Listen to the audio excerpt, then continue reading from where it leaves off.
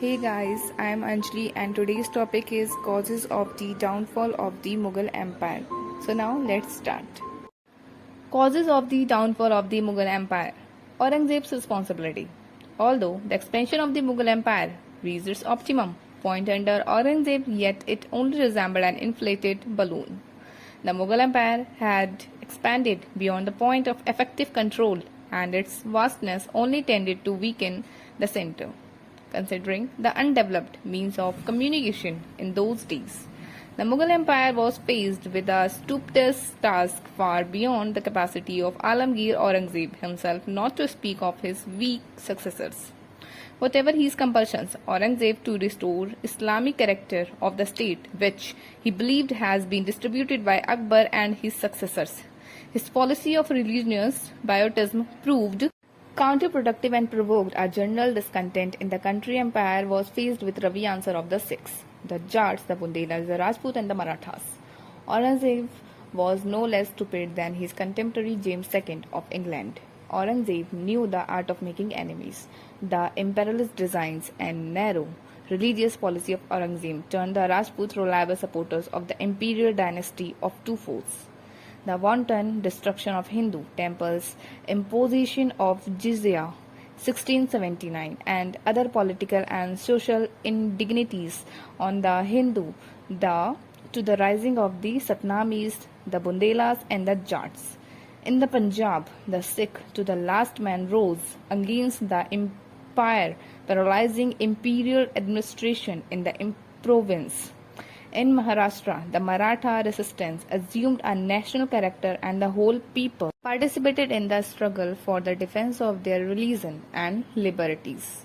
The Maratha guerrillas demoralized the splendid armies of Aurangzeb, spirit of superiority, and wore them out.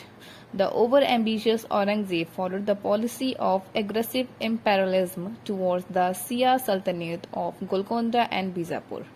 Being a fanatical Sunni, perhaps an additional reason for his onslaught on the side Deccani kingdoms was religious. However, the Deccan state of Golconda, Bijapur, Karnataka and the Marathas occasionally patched up their mutual jealousies and offered a united front of Mughal imperialism. Though Aurangzeb succeeded in reducing Bijapur 1686, Golconda 1687 and Sambhaji 1689, but this success only marked the beginning of the greater difficulties. The conquest of these Muslim kingdoms of the south removed the strongest local check Maratha activities and left them free to organize resistance to Mughal imperialism. Aurangzeb's mistaken policy of continuous war in the Deccan, which continued for 27 years, drained the resources of the empire. This war meant a great financial drain on the treasury, and the flower of the Mughal soldiery perished in the long wars. He marched, carrying with him three sons, Shah Alam, Azam Tara and Kambaksh, also his grandsons. He had with him much treasure, which came to an end so thoroughly during this war.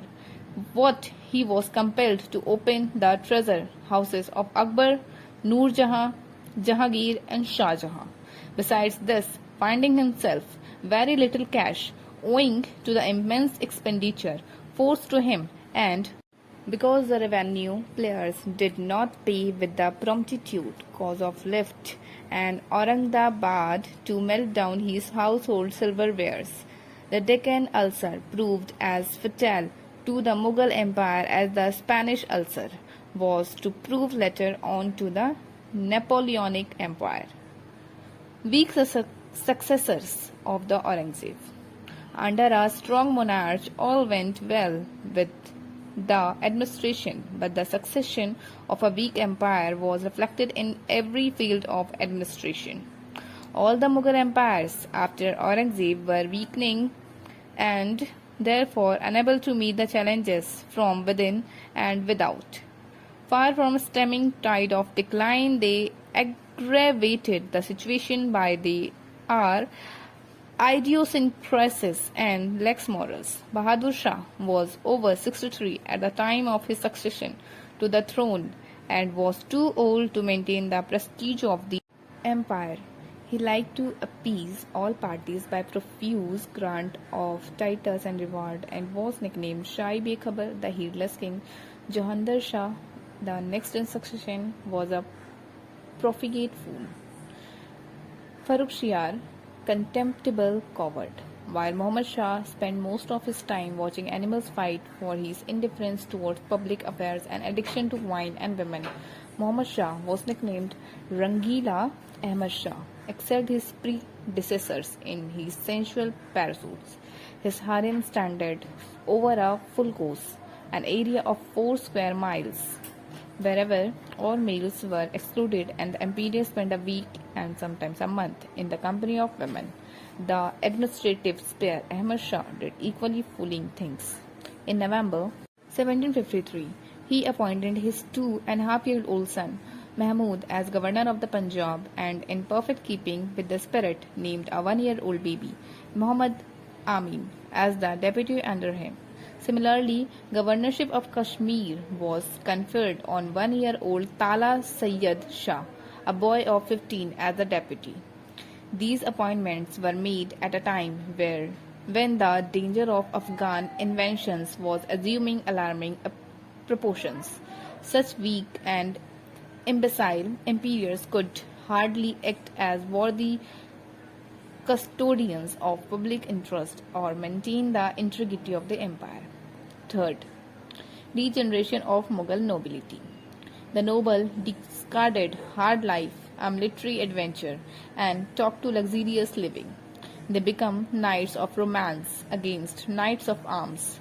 The nobles vied with one another in filling their harems with women drawn from a variety of races, and spent most of their time in drinking bouts and gambling dens.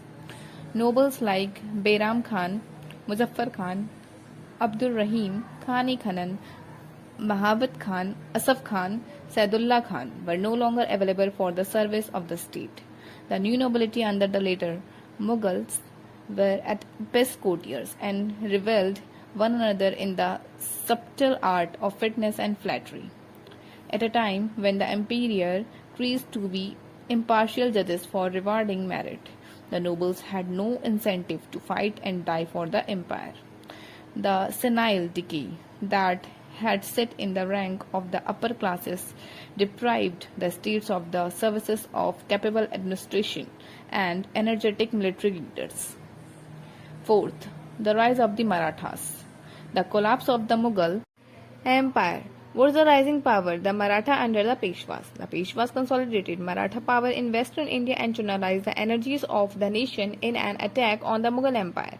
They inaugurated the policy of Greater Maharashtra and popularized the ideal of Hindupat Patshahi. The ideal of Hindu Empire could only be released at the cost of the Mughal Empire. Now the position had changed.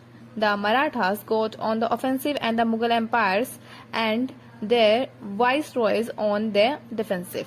The tide of Maratha expansion continued to rise till it engulfed northern India also. At one time, the Marathas seemed the most powerful force in the politics of India, assuming the role of defenders of India against foreign invasions of Ahmad Shah Abdali, and playing the role of kingmakers at Delhi, as Sadashiv Rao Bhau seems to have done in 1759 and Mahadaji Sindhia in 1772. Though the Marathas were not successful in laying the foundational of a stable in empire, they certainly played a great part in bringing about disintegration of the Mughal Empire. Fifth, military weaknesses. The army was organized more or less on the feudal basis, where the common soldiers owed allegiance to the Mansabdar rather than the emperor. The soldier looked upon the Mansabdar as his chief, not as an officer. The defects of this system, though evident enough in the revolt of Bayram Khan and Mahabat Khan, assumed alarming proportions under the later Mughal kings. William Irvine points out that, excepting the want of proportional personal courage, every other fault was found among the degenerate Mughals: indiscipline, want of cohesion, luxurious habits, inactivity, bad commissariat, and cumbrous equipment. Luxury and sloth penetrated every rank of the army, and the march of the spectacle of a Mughal army presented a long train of elephants, camels, carts, and oxen, mixed up with a crowd of camp followers. Women of all ranks, merchants, shopkeepers, servants, cooks, and all kinds of ministers of luxury, amounting to 10 times the number of fighting men. Fighting capacity. The unwieldy Mughal armies were nothing more than an armed rabble. Bernier compared them to a herd of animals who fled at the first shock. The Mughal artillery was crude and ineffective against the guerrilla tactics of the Marathas. The Maratha fortresses, which the Mughal armies could not capture despite repeated easily, succumbed the British arms. In 1748, the French commander Monsieur Paradis, with a small detachment consisting of 230 Europeans and 700 Indian soldiers, and without any guns, routed a large army of Nawab of Carnatic consisting of 10,000 men equipped with artillery and entrenched across the river. Dupleix wrote to the company's director in Paris that 500 European soldiers could reduce all Muslim strongholds and provinces on the side of the Kistana. The chief defect of the Mughal army's 18th century was their composition. The soldiers were usually drawn from Central Asia and collected by the captains of companies who supplied men to anyone able to pay for them. The soldiers and their leaders came to India to make fortunes, not to lose them. As such, the leaders of such armies changed sides without scruples and were constantly plotting either to betray or supplant their employees. Even the Mughal viceroys employing such troops were constantly haunted by the fear of desertion. Such hired soldiers without coherence or loyalty were unfit custodians of the interest of the empire. Sixth, economic bankruptcy. What ate into the vital of the Mughal Empire was the worsening economic and financial conditions which were visible in the 17th century and which steadily worsened towards the end of Aurangzeb's reign. Aurangzeb's long wars in the Deccan, besides emptying the royal treasury, almost ruined the trade and industry of the country. The marches of the imperial army damaged crops in the Deccan, while the beast of burden ate away all standing crops and greenery. The emperor ignored all complaints brought to him because of financial difficulties. Whatever little was left was destroyed by the Maratha raiders. Maratha horses were fed on standing crops, and Maratha soldiers destroyed whatever property they found too heavy to be carried. The president gave up agriculture in disgust, and many took a life of plunder and highway robbery. There was so great difficulties in procuring supplies for export to Europe. The outlying provinces asserted their independence one after the other and ceased the payment of any revenue to the center.